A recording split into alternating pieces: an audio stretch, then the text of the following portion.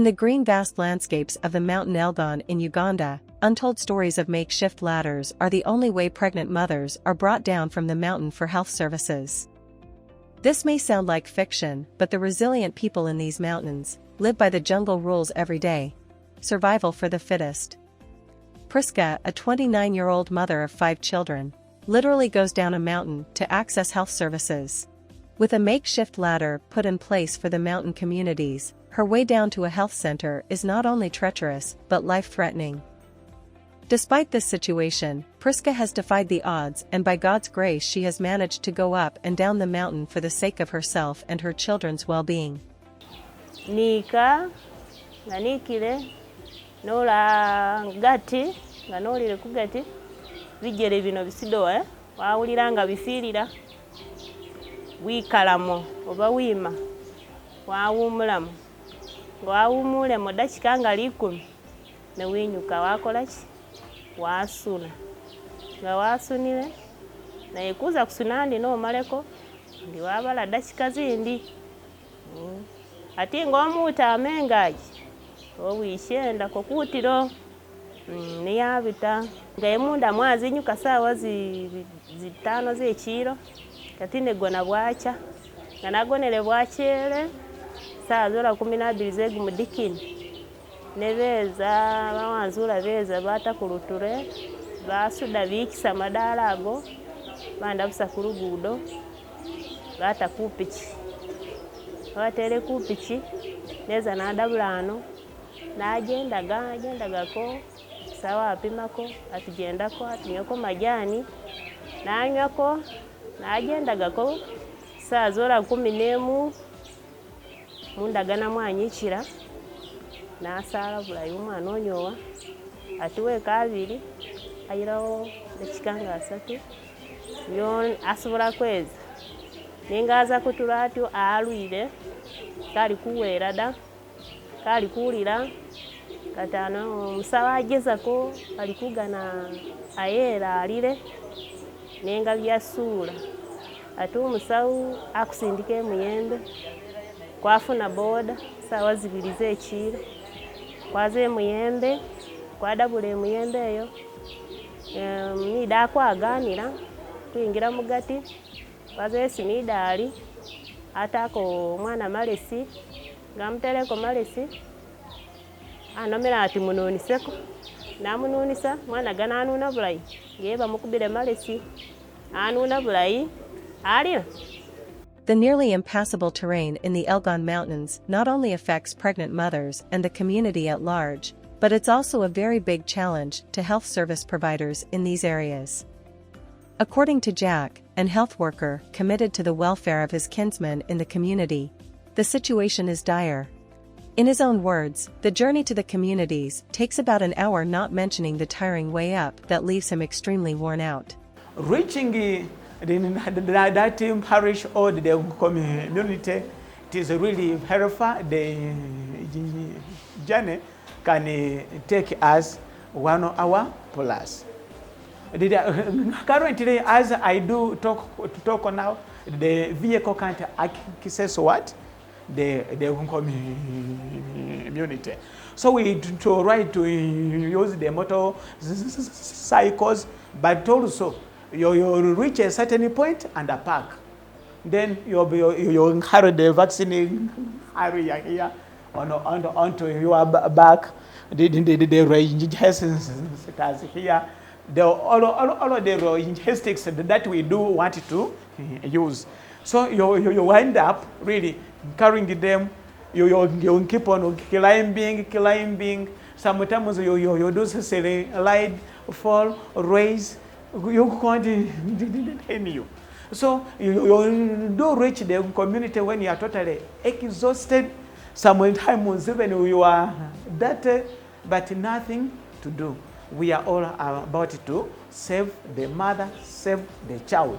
I do help to deliver the health service to the communities which are really hard to reach, and to those people who may not have gotten the chance to reach the health center due to what?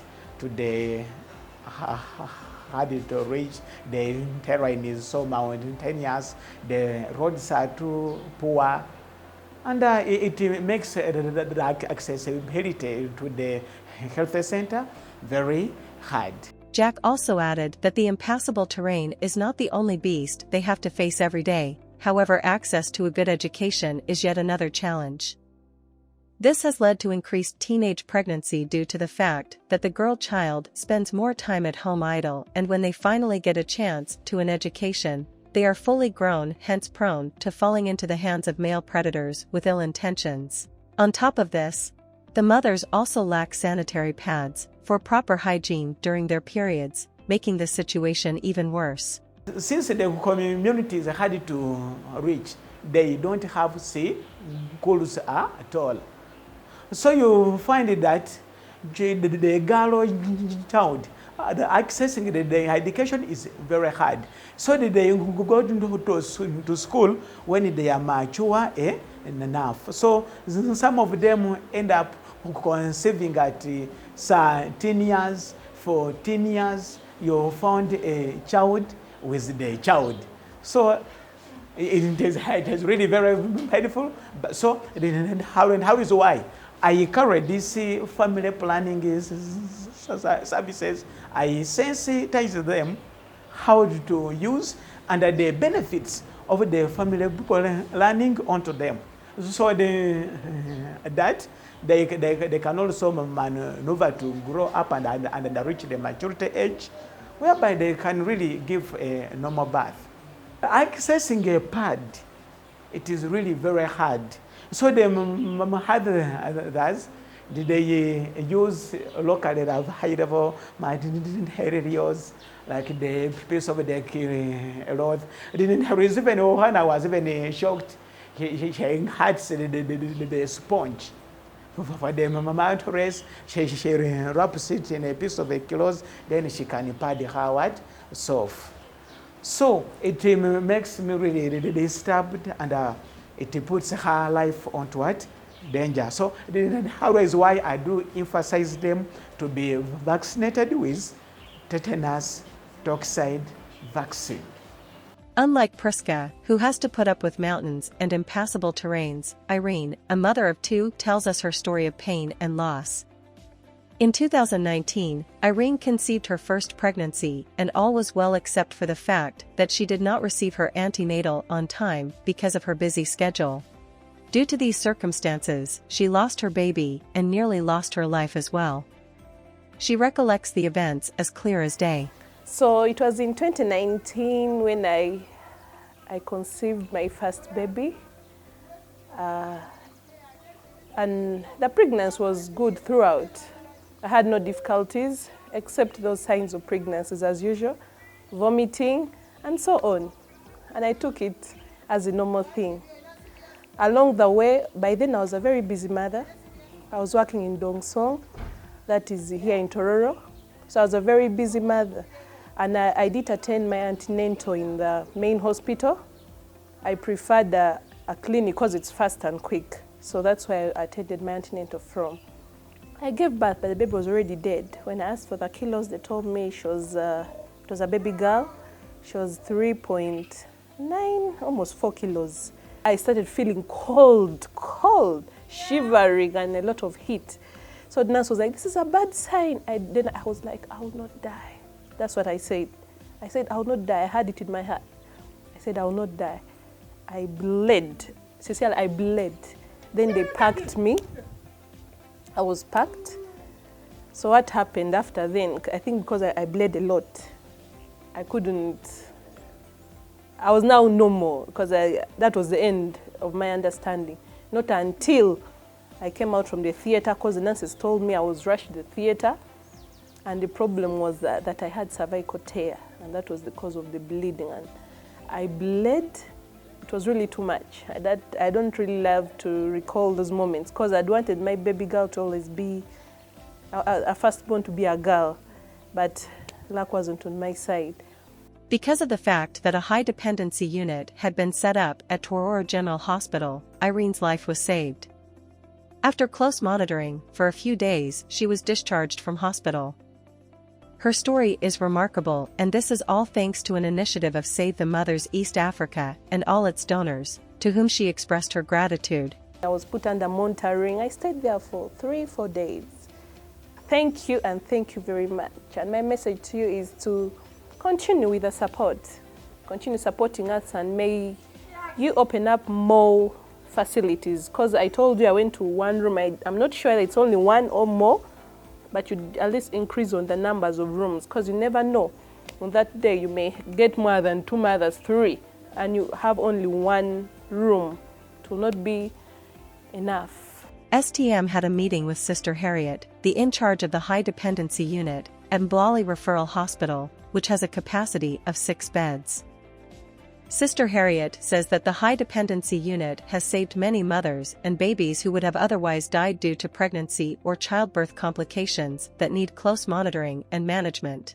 In a month, the unit handles about 70 mothers with severe pregnancy and childbirth complications. The main activity that we do in HDU is monitoring the mother's parameters, being in position to interpret them, and do prompt interventions in saving lives.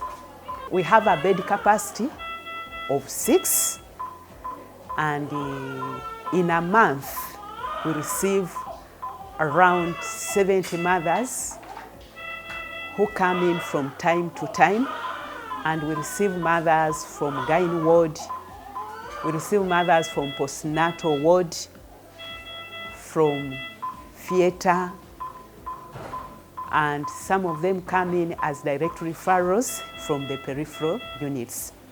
HDU is a place where we've handled mothers with preeclampsia, with severe features, and we've always gotten good results. We handle mothers who have been done hysterectomy in theatre, who have undergone serious laparotomies, who really need to be monitored. Mothers with diabetic ketoacidosis, we've always received them and monitored them, and actually they've always gone back well. Bandifaringa okuva mu Kibuku Health Center for nga ndina high blood pressure. Ne bandifaringa wano mu main Embale. Ne bangamba ono mulwadde kyagala nabeera mu HDU. Ne bandifaringa mu HDU, ne bandeeta mu HDU, ne nsangamu abasista, abasawo, ne bampima pressure era nga ali waggulu. Ne batandika okunzijanjaba. Ne banzijanjaba ng'era bamonitaringa. After every 30 minutes nga bamonitaringa, day and night. Doctor n'agamba kati nga pressure wetumujanjabe ateredde ase katumujjemu omwana. Yadde wa 26 weeks. Ne banzijamu omwana, ne bantwala mu theatre, ne banzijamu omwana ng'omwana mulamu, omwana muwala. Kantwala omukisa guno okwebaza abasawo ba mu HDU. Bakola omulimu munene nnyo. Sisobola gamba nti onu. Nebaza n'abadokita to save the mothers. For sure, they saved me. I'm very happy. Kale ne bamumbeera timbi tandandihira ango pressure yanina yatandihanga ni kimyesi 4 n'omwana nengange ngula kukale ndamiraho banje ngibe hango nziye muyembe banje ngibaho alistani ni anabi ngende yole kimyesi 6 ko harano nga 8 nabo nanga kumufita kutandira kuza ndi yango hoshinafu na boda yambirawa umuyembe neyongera buyongeringa nabimbire kumubiri kukosi simoni itibikere nabo nanga shemunda shuka na horo ngembola basawo basebe muyembe batangwisa nga ntu bleedinga nabi banda muambiri osesala wekomba natabulano tabana samwe saa 10 seshiro ubwasha bambira musheta ngabagizeho hunyanja ba ho bihoso bahata ninga shemunda shubiye munda byose bakana huhasha hurura aringa bambira musheta bambima bali ali ni pressure wanyinire nabi nosobera kumusimisa ta bahola shino batandiho huhash uhumbaka asinga banzala batema abana abo babiri nga bali kuwera bose baba balamu yora muhasero bandera munayo uba pressure bose nga baliho ari nga bayira mu banayo bese bari abana bufiti bekimyesi mukaga ubushiho sa kimyesi mwendata huza hushaburira ndiya hana hatwera hatsi nengoliho umulamu umulai yani nasaye sema nabe bimu bese barera bino bye pressure bino byayinjeta era saye mbonanga natererera. In situations where mothers have been lucky enough to get access to a health center in their time of need, lives have been saved. However, there are circumstances where some mothers are not this lucky due to the hard-to-reach nature of these mountain areas. Sarah, a midwife, tells us a story of yet another near-miss incident, and how with her team put up a front to save a mother's life. She didn't attend fully the antenatal. Personally, I found her, she started the antenatal late. So we advised her to go for scan and probably get where to start from. Either we continue with her or we refer her to Bududa Hospital. Unfortunately, she backslided. She didn't go and she stopped there. She never went for any other visit. The first baby was delivered at 6 in the morning. Then unfortunately, the cervix closed, and knowing that another baby was inside, but she was still feeling those labor pains. So I think in her mind, and the people who were attending to her informed her that there is another twin, another baby. And the cervix had closed. The rain started, they could not move. So when they informed the VHT, whom we work with as our coordinator here, the coordinator reached us on the phone. We also called the ambulance because we had no way of climbing up. So when the ambulance came, it had started raining. And on my witness, at least they have also seen the road. The road is very bad, and when it rains, it's worse. Even a motorcycle can't go. So we were like, you now put her on the net and slope her so that we can get her to the roadside. Good enough, God made the miracle, and she delivered the second twin.